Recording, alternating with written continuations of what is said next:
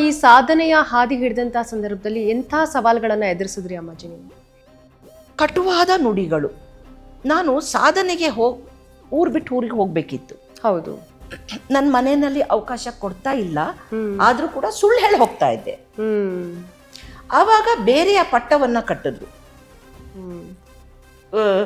ತುಚ್ಛವಾದ ಪಟ್ಟವನ್ನ ಕಟ್ಟಿದ್ರು. ಬೇರೆ ರೀತಿಯಲ್ಲಿ ದುಡಿಮೆಗೆ ಹೋಗ್ತಾ ಇದ್ದಾಳೆ ಇವಳು. ಅಲ್ಲ, ಏನೇ ಈಗಲೂ ಕೂಡ ಸಮಾಜದಲ್ಲಿ ಅದೊಂಥರ ಇದೆ. ಏನಂತಂದ್ರೆ ಏನೇ ಒಂದು ಹೆಣ್ಣು ಮಾಡಕ್ ಹೋದಂತ ಸಂದರ್ಭದಲ್ಲಿ ಆಕೆಯನ್ನ ನಾವು ಕೆಳಗಿಳಿಸಕ್ಕಾಗಿಲ್ಲ ಅಂದ್ರೆ ಕೊನೆಗೆ ಒಂದೇ ಒಂದು ಚಾರಿತ್ರ್ಯವದೆ. ಗಂಡು ಮಾಡಿದ್ರೆ ರಸಿಕತೆ, ಹೆಣ್ಣು ಮಾಡಿದ್ರೆ ಚಾರಿತ್ರ್ಯವದೆ. ಕರೆಕ್ಟ್. ಸೊ ನೀವು ಇದೇ ತರದ ಒಂದು ಸಮಸ್ಯೆನ ಅವಾಗ ಅಂದ್ರೆ ಸಮಸ್ಯೆನ ಎದುರಿಸಿದ್ರಿ? ಎದುರಿಸಿದ್ವಿ, ಎಲ್ಲಾ ರೀತಿ ಸಮಸ್ಯೆಗಳು. ಮತ್ತೆ ನಂದು ವೈವಾಹಿಕ ಜೀವನದಲ್ಲೂ ಫೇಲ್ಯೂರ್ ಆಯಿತು. ಯಾಕಂದ್ರೆ ಅಲ್ಲೂ ಕೂಡ ಇದು ಏನು ಡಿಫರೆಂಟ್ ಒಪಿನಿಯನ್, ಸಾಮರಸ್ಯ ಇರಲಿಲ್ಲ. ಡಿಫರೆಂಟ್ ಒಪಿನಿಯನ್ ಅಂದ್ರೆ ನಾನು ಇದು ಮಾಡ್ತೀನಿ ಅಂದ್ರೆ ಅದೇ ಏತಿ ಅಂದ್ರೆ ಪೇತಿ. ಸೊ ನಾವು ಸ್ಮೂತ್ ಅಂದ್ರೆ ನೀವು ಮದುವೆ ಮುಂಚೆ ಈ ಆಧ್ಯಾತ್ಮದ ಕಡೆ ಬಂದಂತ ಸಂದರ್ಭದಲ್ಲಿ ಅಲ್ಲಿ ಆಲ್ರೆಡಿ ಪ್ರಾಬ್ಲಮ್ಸ್ ನ ಫೇಸ್ ಮಾಡ್ತಾ ಇದ್ರಿ, ಆ ನಂತರ ನಿಮ್ದು ಮದುವೆ ಆಗಿರೋದು. ಹೌದು. ಓಕೆ. ಇಲ್ಲಿ ಏನಾಯ್ತು, ಅದೇ ಹೇಳಿದ್ನಲ್ಲ, ಜವಾಬ್ದಾರಿ ಕಳ್ಕೊಳ್ಬೇಕು. ಈ ಪೇರೆಂಟ್ಸ್ ಅಲ್ಲಿ ಒಂದು ಮಾತಿರುತ್ತಲ್ಲ, ಮಗ. ಬಟ್ ನಿಮಗೆ ಇಷ್ಟ ಇತ್ತಾ ಇಲ್ವಾ ಅಮ್ಮಾಜಿ ಮದುವೆ ಅನ್ನೋ? ಅಲ್ಲ, ನನಗೆ ಮದುವೆ ಆಗಿದ್ದೆ 16ನೇ ವರ್ಷದಲ್ಲಿ, 16-17ರಲ್ಲಿ. ಅವಾಗ ತಿಳುವಳಿಕೆ ಇಷ್ಟ ಇತ್ತು. ಹೆಂಗೆ ಗೊತ್ತಾ, ಕೇಳಿದ್ದೆಲ್ಲ ಕೊಡಿಸ್ತಾರೆ. ಕರೆಕ್ಟ್. ಅಂದ್ರೆ ಈಗಿನಷ್ಟು ಮುಂದುವರೆದಿರ್ಲಿಲ್ಲ. ನಾನು ಹೇಳುದು 50 ವರ್ಷದ ಹಿಂದೆ ಬುದ್ಧಿಮಟ್ಟ ಏನು ಚಿಕ್ಕದೇ ಇರುತ್ತೆ. ಆಮೇಲೆ ಆ ಫೀಡು ಹಂಗೆ ಇರುತ್ತೆ ಮನೆಯಲ್ಲಿ. ಆ ಹೆಣ್ಮಕ್ಳು ಅಂದ ತಕ್ಷಣ ಮದುವೆ ಮಾಡಿ ಕಳಿಸ್ತಾರೆ. ಚಿಕ್ಕ ವಯಸ್ಸಿಂದ ಹೇಳ್ಬೇಕು, ನಿನ್ ಗಂಡನ ಹತ್ರ ಇಸ್ಕೊಂಡು ಕೇಳು. ಕರೆಕ್ಟ್. ಹೌದು. ಆವಾಗ ಗಂಡ ಅನ್ನೋನು ಏನು ಅಂದ್ರೆ ನಾವು ಕೇಳಿದ್ದೆಲ್ಲ ಕೊಡಿಸೋವಂಥ ಒಂದು ವ್ಯಕ್ತಿ. ಈ ಹೆಣ್ಮಗಳಿಗೆ ತಂದೆನೇ ಎಲ್ಲ ಕೊಡಿಸೋದು ಜನರಲ್ ಆಗಿ. ಗಂಡು ಮಕ್ಕಳಿಗೆ ತಾಯಿ ಎಲ್ಲ ಕೊಡಿಸ್ತಾರೆ. ಸೊ ತಂದೆಯ ತರಹ ಇವು ನಮಗೆಲ್ಲ ಕೊಡಿಸ್ತಾನೆ ಅನ್ನುವ ಚಿಂತನೆ. ಅದು ಇನ್ನೊಂದು ಹೇಳ್ತೀನಿ ಮಗಳೇ, ಇದು ಯಾರ್ದು ತಪ್ಪಲ್ಲ. ಈ ಸ್ಪಿರಿಚುವಲ್ ಪಾತಿಗೆ ಬಂದಾಗ ಸಂಸಾರಿಕ ಜೀವನವನ್ನು ದೂರ ಮಾಡಿಸುತ್ತೆ. ನಾನು ಹೇಳ್ತಾ ಇರೋದು ಜ್ಯೋತಿಷ್ಯ, ವಾಸ್ತುಶಾಸ್ತ್ರ, ಸಂಖ್ಯಾಶಾಸ್ತ್ರ ಅಲ್ಲ, ತಂತ್ರಶಾಸ್ತ್ರ. ತಂತ್ರಶಾಸ್ತ್ರವೇ ಬೇರೆ. ಅದರಲ್ಲಿ ಬರುವ ಸಬ್ವಿಂಗ್ಸ್, ಜ್ಯೋತಿಷ್ಯ ಇರ್ಬೋದು, ಆರೂಢ ಲಗ್ನ ಅನ್ನೋದು, ಕವಡೆಶಾಸ್ತ್ರ ಇರ್ಬೋದು, ಸಂಖ್ಯಾಶಾಸ್ತ್ರ ಇರ್ಬೋದು, ವಾಸ್ತುಶಾಸ್ತ್ರ ಇರ್ಬೋದು, ಪರ್ಣಶಾಸ್ತ್ರ ಇರ್ಬೋದು, ಛಾಯಾ ಚಿಕಿತ್ಸಾ ಇರ್ಬೋದು, ಇಂಥ ತುಂಬ ಇದೆ.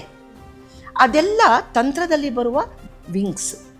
ಜ್ಯೋತಿಷಿ ಬರೀ ಜ್ಯೋತಿಷ್ಯವನ್ನ ಮಾತ್ರ ಕಲಿಬೇಕು. ಸಂಖ್ಯಾಶಾಸ್ತ್ರಜ್ಞರು ಅದನ್ನ ಮಾತ್ರ. ತಂತ್ರಶಾಸ್ತ್ರಜ್ಞರು ಎಲ್ಲವನ್ನೂ ಕಲಿಬೇಕು. Like university. ನೀವು ಇನ್ನೊಂದು ಹೇಳ್ತಿರಲ್ಲ, ಎನ್ಸೈಕ್ಲೋಪೀಡಿಯಾ.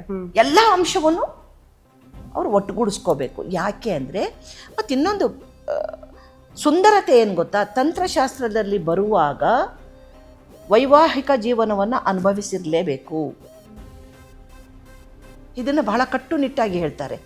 ಯಾಕೆ ಅಂದರೆ ನಿನಗೆ ವೈವಾಹಿಕ ಜೀವನದ ಬಗ್ಗೆ ಅರಿವೇ ಇಲ್ಲ ಅಂದರೆ ನಿನ್ನ ಹತ್ರ ಬರುವಂತಹ ಒಂದು ವ್ಯಕ್ತಿಗೆ ನೀನೇನು ಮಾರ್ಗದರ್ಶನ ನೀಡ್ತೀಯ? ಇಲ್ಲಿ ಎಷ್ಟೋ ಜನ ಅಂದ್ರೆ ನಿಮಗೆ ಈ 14-16 ವರ್ಷದಲ್ಲಿ ಅದು ಗೊತ್ತಿತ್ತಾ ಹಾಗಾದ್ರೆ ಅಂತ? ಯಾವುದು? ಈ ತಂತ್ರ ಇದಕ್ಕೆ ಬರ್ತೀನಿ ನಾನು ಅಂತ ಹೇಳಿ, ತಂತ್ರಶಾಸ್ತ್ರಕ್ಕೆ ಬರ್ತೀನಿ ಅಂತ 7ನೇ ವರ್ಷದಿಂದನೇ ಆಗ್ಬಿಟ್ನಲ್ಲ. ಸೊ ಆವಾಗ ನಿಮ್ಗೆ ಈ ವೈವಾಹಿಕ ಜೀವನಕ್ಕೆ ಹೋಗುವಂತ ಸಂದರ್ಭದಲ್ಲಿ ಏನು ಸಮಸ್ಯೆ ಇರ್ಲಿಲ್ಲ ಹಾಗಾದ್ರೆ? ಆ ನಂತರ ಪ್ರಾಬ್ಲಮ್. ಹೌದು. ಅಂದ್ರೆ ಇಲ್ಲಿ ಏನಾಗುತ್ತೆ, ಆಸಕ್ತಿ ಬೇರೆ, ಮದ್ವೆ ಆದ್ರೆ ಮನೆಯಲ್ಲೇ ಇರಬೇಕು, ಕಟ್ ಹಾಕ್ತಾರೆ ಅನ್ನೋದು ಬೇರೆ. ಇಲ್ಲಿ ಯಾವುದೇ ಒಂದು ಮಗುಗೆ ರ್ಯಾಪ್ ಮಾಡಿಬಿಟ್ಟು ಒಂದು ಗಿಫ್ಟ್ ಕೊಟ್ಟಂಗೆ, ಚಿಕ್ಕ ವಯಸ್ಸಿಂದ ತಂತ್ರಕ್ಕೆ ಒಳಗೇನಿರುತ್ತೆ ಗೊತ್ತಿರಲ್ಲ, ಅದ್ರ ಮೇಲ್ಗಡೆ ನೋಡಿ ಫುಲ್ ಕಲರ್ಫುಲ್ ಖುಷಿ ಆಗುತ್ತೆ. ಇಲ್ಲಿ ಯಾವುದು ತಪ್ಪಲ್ಲ, ಯಾವುದು ಸರಿಯಲ್ಲ. ಆದರೆ ನಮ್ಮ ಹೇಗೆ ನಾವು ನಿಭಾಯಿಸ್ತೀವಿ ಅನ್ನೋ ನಮ್ಮ ಮನೋಸ್ಥಿತಿ ಇದೆಯಲ್ಲ, ಅದ್ರ ಮೇಲೆ ನಿಂತಿರುತ್ತೆ ಎಲ್ಲವೂ ಅದ್ರ ಮೇಲೆ ನಿಂತಿರುತ್ತೆ. ಇವಾಗ ಫಾರ್ ಎಕ್ಸಾಂಪಲ್, ಈಗ ನಾನು ಅಖಾಡಕ್ಕೆ ಸೇರಿದವಳು. ಅಖಾಡ ಅಂದರೆ ಈಗ ನೋಡ್ತೀರಾ ನೀವು ಮಹಾಕುಂಭಗಳಲ್ಲಿ ಅಘೋರಿಗಳು ಅಂತ ಹೇಳ್ತೀವಲ್ವ, ಅದಕ್ಕೆ ಸೇರಿದವಳು ನಾನು. ಅಘೋರ ಪಂಥಕ್ಕೆ ಸೇರಿದವಳು. ಅದರಲ್ಲೂ ಕೂಡ ಬಹಳ ವಿಭಜನೆಗಳಿದೆ, ಅದೆಷ್ಟೋ ಜನಕ್ಕೆ ಗೊತ್ತೇ ಇಲ್ಲ. ಅಘೋರಿಗಳು ಅಂದಿದ ತಕ್ಷಣ ಮೈಗೆಲ್ಲ ಬೂದಿ ಹಚ್ಕೊಂಡು ನಗ್ನ ರೂಪದಲ್ಲಿರುವಂಥದ್ದು, ಮಧ್ಯ ಮಾಂಸಗಳನ್ನು ಸೇವನೆ ಮಾಡುವಂಥದ್ದು, ಅಮೇಧ್ಯಗಳನ್ನು ಸೇವನೆ ಮಾಡುವಂಥದ್ದು ಅಂತ, ಹೆಣಗಳನ್ನು ತಿನ್ನುವುದು ಅಂತ ಅಂದ್ಕೊಂಡಿದ್ದಾರೆ. ಈಗ ಪ್ರತಿಬಿಂಬಿಸ್ತಾ ಇರೋವಂಥದ್ದು ಹಾಗೆ ಆಗಿದೆ. ಅಘೋರಿಗಳು ಅಂತ ಹೇಳಿಕೊಂಡು ಪ್ರತಿಬಿಂಬಿಸ್ತಾ ಇರೋರು ಹಾಗೆ ಇದ್ದಾರೆ. ಅಘೋರ ಅಂದರೆ ಹೆದರಿಕೆ ಪಡಿಸ್ದಲೇ ಇರುವಂಥವ್ರು, ತೊಂದರೆ ಕೊಡ್ದಲೇ ಇರುವಂಥವ್ರು, ಅವರಿಂದ ಯಾರಿಗೂ ಸಮಸ್ಯೆ ಆಗದಲೇ ಇರುವಂಥವ್ರಿಗೆ ಅಘೋರಿಗಳು ಅನ್ನೋದು. ಘೋರ ಅಂದರೆ ಭಯಂಕರ, ಅಘೋರ ಅಂದರೆ ಭಯಂಕರ ಅಲ್ಲದವರು ಅಂತ. ಈಗ ಅಘೋರಿಗಳದ್ದು ಹೆಸರೇನೆ ಬೇರೆ ಥರ ತೋರಿಸ್ತಾ ಇದ್ದಾರೆ, ಈಗ ಪ್ರತಿಬಿಂಬಿಸ್ತಾ ಇದ್ದಾರೆ. ಅಂದರೆ ಸಮಾಜದಲ್ಲಿ ಮೂಲ ಅನ್ನೋದು ಹೊರಟೋಗಿ ಪರಿವರ್ತನಾ ರೂಪದಲ್ಲಿ ಅವರವರ ಮೂಗಿನ ನೇರಕ್ಕೆ ಶುರುವಾಗಿದೆ. ಮೊದಲು 4 ಅಖಾಡ ಇರ್ತಿತ್ತು, ಇವಾಗ ನಿನ್ನ ಹತ್ರ ಚೆನ್ನಾಗಿ ದುಡ್ಡಿದೆ ಅಂದರೆ ನೀನು ಒಂದು ಅಖಾಡವನ್ನು ರಿಜಿಸ್ಟರ್ ಮಾಡ್ಬೋದು. ಅಖಾಡ ಅಂದರೆ ಯೂನಿವರ್ಸಿಟಿ, ಕಲಿಕೆಯ ಒಂದು ಸ್ಥಳ ಆಯಿತಾ. ಈಗ ಮಹಾಕುಂಭ, ಕುಂಭ, ಅರ್ಧ ಕುಂಭ ಇದರಲ್ಲೆಲ್ಲ ಮೂಲೆಯಲ್ಲಿ ಅಡಗಿರುವಂತಹ ಒರಿಜಿನಲ್ ಅಘೋರಿಗಳು ಬಂದು ಮಿಂದು ಹೊರಟುಬಿಡ್ತಾರೆ, ಇರೋಲ್ಲ ಜನರ ಮಧ್ಯದಲ್ಲಿ, ಗೊತ್ತೇ ಆಗಲ್ಲ ಅಂತ. ಇವಾಗ ನಮಗೊಂದು ಇನ್ಫಾರ್ಮೇಷನ್ ಬರುತ್ತೆ, ಇಂಥ ದಿನ ಇಂತಿಂಥವ್ರು ಬರ್ತಾ ಇದ್ದಾರೆ ಜಾಯಿನ್ ಆಗಿ, ನಾವು ಹೋಗ್ತೀವಿ, ಆಶೀರ್ವಾದ ತೊಗೊಳ್ತೀವಿ, ವಿಷಯ ವಿನಿಮಯ ಮಾಡ್ಕೊಳ್ತೀವಿ, ಬಂದ್ಬಿಡ್ತೀವಿ. ಅದೇ ನೋಡಿ, ಅಘೋರಿಗಳು ಅಂದ ತಕ್ಷಣ ಸಾಮಾನ್ಯವಾಗಿ ನೀವು ಹೇಳ್ದಂಗೆ ನಮ್ಮ ಕಣ್ಮುಂದೆ ಬರುವಂತ ರೂಪ ಏನು ಅಂತಂದ್ರೆ ಅದೇ ಬೂದಿ ಮೆತ್ಕೊಂಡಿರೋರು ಅಲ್ವಾ, ಕೈಯಲ್ಲಿ ಒಂದು ಇದನ್ನ ಹಿಡ್ಕೊಂಡು ವಿಚಿತ್ರವಾಗಿ ಮಾಲೆಗಳನ್ನ ಹಾಕೊಂಡು ನಿಮ್ ಔಟ್ಲುಕ್ ಕರೆಕ್ಟ್ ಆಯ್ತಾ. ಆ ಅಘೋರತ್ವದಲ್ಲಿ ಅಥವಾ ಒಂದು ತಂತ್ರಶಾಸ್ತ್ರದಲ್ಲಿ ಕಲಿಯುವಿಕೆಯಲ್ಲಿ ದಿವ್ಯ, ವೀರ, ಪಶು ಅಂತ 3 ವಿಂಗಡಣೆಗಳಿರುತ್ತೆ. ಆ 3 ವಿಂಗಡಣೆಗಳಲ್ಲಿ ಮತ್ತೆ 3 ವಿಭಜನೆಗಳಿರುತ್ತೆ. ಅದು ತುಂಬ ಜನಕ್ಕೆ ಗೊತ್ತಿಲ್ಲ, ಹೇಳೋದು ಇಲ್ಲ. ಯಾಕೆಂದರೆ ಅದು ಕೂಡ ನಾನು ಅದೇ ಅಂತ ಹೇಳ್ಕೊಂಡು ತಿರುಗೋರು ಜಾಸ್ತಿ ಜನ ಇದ್ದಾರೆ ಈಗ. ನೀವು ಇದನ್ನೆಲ್ಲ ಕಲಿಯುವಂಥ ಸಂದರ್ಭದಲ್ಲಿ ಮನೆಯವರ ರಿಯಾಕ್ಷನ್ ಹೇಗಿತ್ತು? ಬೇಡ, ಮಾಡಬೇಡ ಅನ್ನೋ ಥರ ಅಥವಾ? ಯಾಕೆಂದ್ರೆ ಅವ್ರಿಗೆ ಗೊತ್ತಾಗ್ಬಿಟ್ಟಿತ್ತು ಇವಳು ಹಠಮಾರಿ ಅಂತ, ಏನು ಮಾಡಿದ್ರು ಬಿಡಲ್ಲ, ಕನ್ಫರ್ಮ್ ಆಗ್ಬಿಟ್ಟಿತ್ತು. ಅದರಲ್ಲಿ ನನ್ನ ದೊಡ್ಡಣ್ಣ ತುಂಬ ಸಪೋರ್ಟ್ ಮಾಡಿದ್ರು, ಅವರು ಭರತನಾಟ್ಯ ಡಾನ್ಸರು, ಸಪೋರ್ಟ್ ಮಾಡಿದ್ರು. 2ನೇ ಅಣ್ಣ ಸಪೋರ್ಟ್ ಇತ್ತು, ತೋರಿಸ್ಕೊಳ್ತಿರ್ಲಿಲ್ಲ. ಯಾಕೆ ಅಂದರೆ ಒಂದು ಭಯ ಇರಲಿ, ಸಪೋರ್ಟ್ ಇತ್ತು, ಭಯ ಇರಲಿ. ಈಗ ನಾನು ಎಲ್ಲಾದರೂ ಹೋದರೆ ಅವ್ರ ಹದ್ದಿನ ಕಣ್ಣಿತ್ತು 2ನೇ ಅಣ್ಣ, ತೋರಿಸ್ಕೊಳ್ತಿರ್ಲಿಲ್ಲ, ನೆಗ್ಲೆಕ್ಟ್ ಮಾಡೋರು, ಅಂದರೆ ನೆಗ್ಲೆಕ್ಟ್ ಥರ ಇರೋರು. ಆದರೆ ಕೇರ್ ಇತ್ತು, ಪ್ರೊಟೆಕ್ಷನ್ ಇತ್ತು. ದೊಡ್ಡಣ್ಣ ಓಪನ್ ಆಗಿ ಸಪೋರ್ಟ್ ಮಾಡಿದ್ರೆ, ಚಿಕ್ಕಣ್ಣ ಗೌಪ್ಯವಾಗಿ ಸಪೋರ್ಟ್ ಮಾಡಿದ್ರು. ಇಬ್ಬರು ಅಣ್ಣಂದ್ರೂ ಎಲ್ಲೋ ಇಲ್ಲ ಅಂದರೆ ನಾನೊಬ್ಬಳೇ ಬೆಳೆಯೋಕ್ಕಾಗ್ತಿರ್ಲಿಲ್ಲ. ಅಂದರೆ ಇಲ್ಲಿ ನಾವು ತಗೊಳ್ಬೇಕು. ಎಸ್, ಹೌದು, ಅವ್ರ ಸಪೋರ್ಟ್ ಇತ್ತು. ಆಮೇಲೆ ನೀವೆಲ್ಲ ಕಲ್ತಾದ ನಂತರ ಹೇಗಿತ್ತು ರಿಯಾಕ್ಷನ್? ಕಲ್ತಾದ್ಮೇಲೆ ನನ್ನ ತಂದೆದು ಸಂಪೂರ್ಣ ವಿರೋಧ ಇತ್ತು. ಕಲ್ತಾದ್ಮೇಲೆ ಅವ್ರು ಸಾಯುವ ಮುಂಚೆ ಐ ಪ್ರೌಡ್ ಆಫ್ ಯು ಮಗಳೇ ಅಂತ ಅಂದರು. ಅದು ಸಂತೋಷದ ಸಂಗತಿ ಆಯಿತು. ಅವ್ರು ಸಾಯುವ ಮೊದಲೇ ಅಕ್ಸೆಪ್ಟ್ ಮಾಡಿಕೊಂಡ್ರು. ಅಲ್ಲಿ ತನಕ ಮಾಡ್ಕೊಳ್ಳಿಲ್ಲ. ಅಲ್ಲಿ ತನಕ ಅವರಲ್ಲಿ ಏನಿತ್ತು, ಹೆಣ್ಣು ಬೇಡ ಅನ್ನೋದಿತ್ತು. ಸಾಯುವ ಮುಂಚೆ 1 ವರ್ಷದ ಮುಂಚೆ ಅಕ್ಸೆಪ್ಟ್ ಮಾಡ್ಕೊಂಡ್ಬಿಟ್ರು. ಎಸ್, ನೀನು ನಮ್ಮ ಕುಲದ ವಿದ್ಯೆಯನ್ನು ಉಳಿಸ್ದೆ ಅನ್ನುವಂಥದ್ದು ಅವರಲ್ಲಿ ಬಂದ್ಬಿಡ್ತು. ಅಂದ್ರೆ ಬಹುಶಃ ಮನೆಯಲ್ಲಿ ಗಂಡ್ಮಕ್ಳು ಇದ್ರೂ ಕೂಡ ನೀವು ಅದನ್ನ ಅಳವಡಿಸ್ಕೊಂಡ್ರಿ. ಅದು ಅವರಲ್ಲಿ ಕೊರಗಿತ್ತು. ಅಪ್ಪನಿಗೆ ಅದು ಕೊರಗಿತ್ತು. ಗಂಡ್ಮಕ್ಳು ಮಾಡ್ತಿಲ್ಲ ಅನ್ನೋ ಕೊರಗಿತ್ತು. ಸಾಯುವ 1 ವರ್ಷದ ಮುಂಚೆ, ಹೋದ ವರ್ಷ ತೀರ್ಕೊಂಡಿದ್ದು, ಅವರು ಡಾಕ್ಟ್ರು ಅಪ್ಪ, 1 ವರ್ಷದ ಮುಂಚೆ ಅಕ್ಸೆಪ್ಟ್ ಮಾಡ್ಕೊಂಡ್ಬಿಟ್ರು. ಅದು ನನಗೆ ಎಲ್ಲೋ ಒಂದು ಕಡೆ ಸಂತೋಷನೂ ದುಃಖನೂ. ಅಂದರೆ ಇಷ್ಟು ವರ್ಷದ ಸಾಧನೆ ಕೊನೆಗೆ ಪ್ರತಿಫಲ ಕೊಡ್ತು. ಸಂಪೂರ್ಣ ನೋಡಕ್ಕೆ ಅವ್ರು ಇರಲಿಲ್ಲ.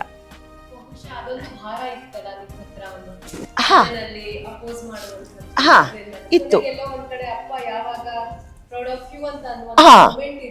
ಅದು ಬಹಳ ಒಂದು, ಅದು ಹೇಳ್ಕೊಳ್ಳಿಕ್ಕಾಗಲ್ಲ. ಹೇಳ್ಕೊಳ್ಳಿಕ್ಕಾಗಲ್ಲ. ಆದರೆ ಅದರಲ್ಲೂ ಕೂಡ ನನ್ನ ಚಿಕ್ಕಪ್ಪ ಒಬ್ಬರಿದ್ರು, ಕರ್ನಾಕರ ಅಂತ. ಆ ಮನುಷ್ಯನೂ ಅಷ್ಟೇ, ನಾನು ಎಲ್ಲೇ ಹೋಗಲಿ ಅವರ ಫ್ರೆಂಡ್ಸನ್ನು ಪ್ರೊಟೆಕ್ಷನ್ ಥರ ಬಿಟ್ಟಿರೋರು. ನನ್ನ ಚಿಕ್ಕಪ್ಪ, ನನ್ನ 2ನೇ ಅಣ್ಣ, ಇವರಿಬ್ಬರು ಸಪೋರ್ಟ್ ಮಾಡ್ತಾಯಿದ್ರು. ಆ ಚಿಕ್ಕಪ್ಪನೂ ಅಷ್ಟೇ, ನನಗೆ ಗೊತ್ತಾಗಿರಲಿಲ್ಲ, ಆಮೇಲೆ ಗೊತ್ತಾಯಿತು. ಎಲ್ಲೋದ್ರೂ ನನ್ನ ಚಿಕ್ಕಪ್ಪನಿಗೆ ನ್ಯೂಸ್ ಹೋಗ್ತಿತ್ತು, ಹೆಂಗೆ ಅಂತ. ಅವರು ಅಷ್ಟೇ ತುಂಬ ಪ್ರೊಟೆಕ್ಷನ್ ಕೊಟ್ಟಿದ್ದಾರೆ. ಚಿಕ್ಕಪ್ಪನೂ ತುಂಬ ಪ್ರೊಟೆಕ್ಷನ್. ಅಂದರೆ ಈಗ ನಾನು ಒಬ್ಬೊಬ್ಬಳೇ ಭಾರತದ ಮೂಲೆಗೆ ಡ್ರೈವ್ ಮಾಡ್ತೀನಿ, ರೈಡ್ ಮಾಡ್ತೀನಿ. ರೈಡ್ ಅಂದರೆ 2 ವೀಲರ್ ಕಲಿಸಿದ್ದು ನನ್ನ ಚಿಕ್ಕಪ್ಪನೇ. ಇಲ್ಲ ಕಣೋ ಅನ್ನೋರು ಅವರು ನನಗೆ. ಇಲ್ಲ ಕಣೋ, ಬಾರೋ ಬೈಕ್ ಓಡಿಸು, ಗೇರ್ ಗಾಡಿ ಓಡಿಸು, ಕಾರ್ ಓಡಿಸು, ಗಂಡು ನೀನು, ಗಂಡ್ಮಗ ನೀನು, ನನ್ನ ಗಂಡ್ಮಗ ನೀನು ಅನ್ನೋರು ಚಿಕ್ಕಪ್ಪ. ಸೊ ಇವತ್ತಿಗೂ ನಾನು ಎಷ್ಟು 1000 ಕಿಲೋಮೀಟ್ರ್ ಹೋಗ್ತೀನಲ್ಲ, ಯಾವ ಡ್ರೈವರ್ ತಗೊಳ್ಳಲ್ಲ, ನಾನೇ ಡ್ರೈವ್ ಮಾಡ್ಕೊಂಡು ಹೋಗೋದು. ಡೇ ಆ್ಯಂಡ್ ನೈಟ್ ಡ್ರೈವ್ ಮಾಡ್ತೀನಿ. ಯಾಕಂದರೆ ನನ್ನ ಚಿಕ್ಕಪ್ಪ ಅಷ್ಟು ನನಗೆ ಬೆಂಬಲ ಕೊಟ್ಟರು. ಅಂದರೆ ಒಂದು ಅಪ್ಪನ ರೂಪನೇ ಚಿಕ್ಕಪ್ಪ ಅಲ್ವಾ? ಹೌದು, ಗಂಡು ಮಗನ ಥರ ಬೆಂಬಲ ಕೊಟ್ಟರು. ಅಪ್ಪ ಈ ಕಡೆ ಹೇಟ್ ಮಾಡ್ತಿದ್ರು ಇದೆಲ್ಲ ವಿದ್ಯೆಗೆ, ಆದರೆ ಚಿಕ್ಕಪ್ಪ ಪೂರ್ತಿ ಅಪ್ಪನಿಗೆ ವಿರೋಧ ಮಾಡಿ ಸಪೋರ್ಟ್ ಮಾಡೋರು. ಬಹುಶಃ ಅದೇ ಒಂದು ತಲೆನಲ್ಲಿರತ್ತೆ, ಹೆಣ್ಮಗಳು ಮುಂದೆ ನಾನು ಒಂದು ಒಳ್ಳೆ ಮನೆ ಕೊಟ್ಬಿಟ್ಟು ಒಳ್ಳೆ ಸಂಸಾರಸ್ಥೆಯಾಗಿ ನೋಡ್ಬೇಕು, ನಾನು ಗಂಡು ಮಕ್ಳೇನಿದ್ರು ಕೂಡ ಈ ತಂತ್ರವನ್ನ ಕಲೀಲಿ, ನನ್ನ ವಿದ್ಯೆನ ಮುಂದುವರಿಸ್ಲಿ ಅನ್ನೋದು.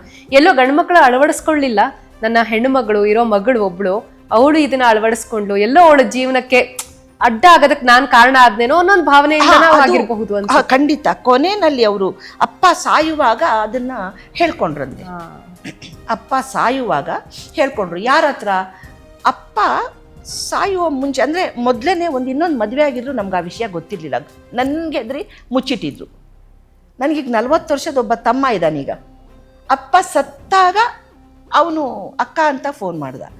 ಅವನಿಗೆ ಗೊತ್ತಿತ್ತು ಅವನಿಗೊಬ್ಬ ಅಕ್ಕ ಇದ್ದಾಳೆ ಅಂತ, ನನಗೆ ಗೊತ್ತಿರಲಿಲ್ಲ ನನಗೊಬ್ಬ ತಮ್ಮ ಇದ್ದಾನೆ ಅಂತ. ಯಾಕೆ ಅಂದರೆ ನಾನು ಅಷ್ಟು ಪ್ರಿನ್ಸಿಪಲ್ಡಾಗಿ ಬೆಳೆದವಳು. ನನ್ನ ಸ್ವಂತ ಅಪ್ಪನೇ ನಾನು ಮದುವೆ ಆಗಿದ್ದೀನಿ, ನನಗೊಬ್ಬ ಮಗ ಇದ್ದಾನೆ ಅಂತ ನನ್ನ ಹತ್ರ ಹೇಳಲಿಲ್ಲ. ಅಮ್ಮನಿಗೂ ಗೊತ್ತಿರಲಿಲ್ಲ. ಬಟ್ ನಾನು ಅಕ್ಸೆಪ್ಟ್ ಮಾಡ್ಕೊಂಡೆ, ತುಂಬ ಒಳ್ಳೆ ಹುಡುಗ ಅವನು ಕೂಡ. ಈಗ ಅದೇ ಅಂತಾನೆ, ಅಕ್ಕ ನಾನು ಸಪೋರ್ಟಿಗೆ ನಿಲ್ತೀನಕ್ಕ, ನೀನೇನಾದರೂ ಮಾಡು, ನಾನು ಸಪೋರ್ಟಿಗೆ ಬರ್ತೀನಕ್ಕ ಅಂತಾನೆ. ನನಗೆ ಪರಿಚಯ ಅಂದರೆ ಮುಖತಃ ಪರಿಚಯ ಆಗಿದೆ ಅಪ್ಪ ಸತ್ತಾಗ, ಆ ತಮ್ಮನನ್ನು ನೋಡಿದ್ದು. ಸೊ ಹಾಗಾದರೆ ನಿಮ್ಮ ಜೀವನ ಏನು ಅಂತ ಈಸಿ ಏನಿಲ್ಲ, ತುಂಬ ಸಂಘರ್ಷಗಳನ್ನು ಫೇಸ್ ಮಾಡಿ. ಆದರೆ ನಾನೆಲ್ಲ ಅಕ್ಸೆಪ್ಟ್ ಮಾಡ್ಕೊತಾ ಬಂದೆ. ಪ್ರತಿಯೊಬ್ಬರ ಭಾವನೆಗಳು, ಆಸೆಗಳು, ನಿರ್ಧಾರಗಳು ಅವರದ್ದಾಗಿರುತ್ತೆ, ಪ್ರತಿಯೊಬ್ಬರದು. ಅಪ್ಪನೂ ಅವ್ರಿಗೇನಂದರೆ, ನಮ್ಮಪ್ಪ ನಮಗೆ ತುಂಬ ಪಾಠ ಹೇಳಿಕೊಟ್ಟು ಪ್ರಿನ್ಸಿಪಲ್ಡಾಗಿ ಸಾಕಿದ್ರು. ಅಮ್ಮ ಸತ್ರು 2006ರಲ್ಲಿ. ಬಟ್ ಅದಕ್ಕೂ ಮುಂಚೆನೇ ಅಪ್ಪ ಮದುವೆ ಆಗಿದ್ರು. ಅದು ಯಾಕೆ ಅವ್ರು ಹೇಳಲಿಲ್ಲ, ಹೆದರ್ಕೊಂಡ್ರು ಅನ್ನೋದು ಗೊತ್ತಿಲ್ಲ. ಆಯಿತಾ? ನನ್ನ ಹತ್ರ ಹೇಳ್ಕೊಳ್ಳಿಲ್ಲ ಅವರು. ಕೊನೆಯ ಗಳಿಗೆ ತನಕನೂ ನಾನು ಒಬ್ಬನೇ ಇದ್ದೀನಿ ಕಣಮ್ಮ, ಬಂದುಬಿಡು ಅಂದರೆ ಒಬ್ಬನೇ ಇದ್ದೀನಿ ಅಂತಿದ್ರು. ಆದರೆ ಈಗೇನು ತಮ್ಮ ಇದ್ದಾರೆ, ಅವ್ರ ಹತ್ರ ಕೇಳಿದರು, ನೀನು ಟಿ ವಿಲಿ ಬರುವಾಗೆಲ್ಲ ನಿನ್ನ ಅಕ್ಕ ಅವರು ಅಂತ. ಸೊ ಸಡನ್ನಾಗಿ ಒಬ್ಬ 40 ವರ್ಷದ ಮಗ ಬಂದ್ಬಿಟ್ಟು ನಾನು ನಿನ್ನ ತಮ್ಮ ಅಂದರೆ ಯಾರು ಅಕ್ಸೆಪ್ಟ್ ಮಾಡ್ಕೊಳ್ಳಲ್ಲ. ಹೌದು ಹೌದು ನಿಜ. ಬಟ್ ನಾನು ಹೇಳೋದೇನು ಗೊತ್ತಾ, ನಿರ್ಧಾರಗಳು, ಪ್ರತಿಯೊಂದು ವ್ಯಕ್ತಿಯ ನಿರ್ಧಾರಗಳು ಅವ್ರಿಗೆ ಬಿಟ್ಟಿತ್ತು. ಎಲ್ಲರನ್ನೂ ಹೀಗೆ ತಪ್ಕೊಂಡು ಹೋಗೋದೇ ತಂತ್ರಶಾಸ್ತ್ರದಲ್ಲಿರುವ ಸಾರ. ಎಲ್ಲರನ್ನೂ ಶತ್ರು ಆದರೂ ಕೂಡ ಅವನೇ ನಮ್ಗೆ ಒಳ್ಳೆ ಮಿತ್ರ. ಯಾಕೆ ಗೊತ್ತಾ ಮಗಳೇ, ನಾವು ಒಂದು ತಪ್ಪು ಮಾಡಿದ್ರೆ ಅವ್ನು ಎತ್ತು ತೋರಿಸ್ತಾ ಇರ್ತಾನೆ. ನಿಜ. ಅವಾಗ ನಾವು ತಿದ್ಕೊಳ್ಳೋಕೆ ನಮ್ಗೆ ಅವಕಾಶ ಆಗತ್ತೆ. ಅಲ್ಲಿಗೆ ಅವನೇ ಒಳ್ಳೆ ಮಿತ್ರ, ನಮ್ಮ ಗುರು. ಶತ್ರು ಆದವನು ಯಾರು ಒಳ್ಳೆಯ ಶತ್ರು ಗೊತ್ತಾ? ತೀರಾ ಕ್ಲೋಸೆಸ್ಟ್ ಫ್ರೆಂಡು. ನಾವೇನೇ ತಪ್ಪು ಮಾಡಿದ್ರು ಅದ್ರ ಮೇಲೆ ಮುಚ್ತಾ ಇರ್ತಾರೆ, ನನ್ನ ಫ್ರೆಂಡು. ಅವಾಗೇನಾಗುತ್ತೆ, ನಾವು ಪದೇ ಪದೇ ತಪ್ಪು ಮಾಡಲಿಕ್ಕೆ ಅವಕಾಶ ಬರುತ್ತೆ. ಸೊ ಇಂತಹದ್ದೆಲ್ಲವನ್ನ ಅಳವಡಿಸ್ಕೊಂಡು ಅದನ್ನು ಉಪಯೋಗಿಸ್ಕೊಂಡು ಬರುವಂತಹ ಶಾಸ್ತ್ರವೇ ಆಧ್ಯಾತ್ಮ. ಆತ್ಮಗಳಿಗೆ ಆದ್ಯತೆಯನ್ನು ಕೊಟ್ಕೊಂಡು ಆ ಆತ್ಮದ ಚಿಂತನೆಯನ್ನು ಮಾಡಿಕೊಂಡು ಮುಂದುವರಿಯೋದಕ್ಕೆ ಆಧ್ಯಾತ್ಮ ಅಂತೀವಿ. ಧಾರ್ಮಿಕತೆ ಅಂದರೆ ಆಚರಣೆಗಳು, ಪೂಜಾ ಪದ್ಧತಿಗಳು. ಇದೆರಡೂ ಕೂಡ ಇರೋದು ಒಂದು ಹೆಣ್ಣಿನಲ್ಲಿ.